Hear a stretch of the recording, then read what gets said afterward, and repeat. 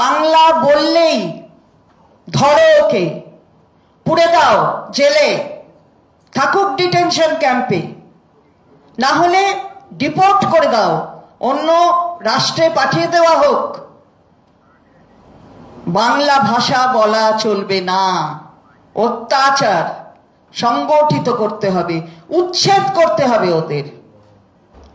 ভারতীয় জনতা পার্টির শাসিত যে রাজ্যগুলো আমরা অবাক চোখে দেখছি, কি দেশ হলো।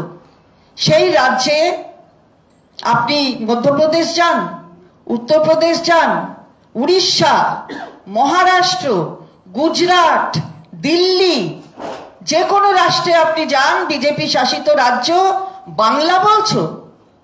তুমি বাঙালি যদি হয়ে থাকো তাহলে তুমি ভারতবাসী নও, তুমি দেশের মানুষ নও। এটা কোন দেশের কথা?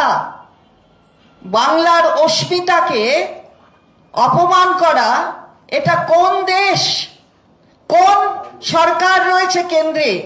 আর এই রাজ্যগুলি যারা এই ধরনের অপমানকে সংগঠিত করছে, অপরাধমূলক কাজ করছে, তাদের মদদ দিচ্ছে কেন্দ্রের সরকার, বিজেপি শাসিত সরকার।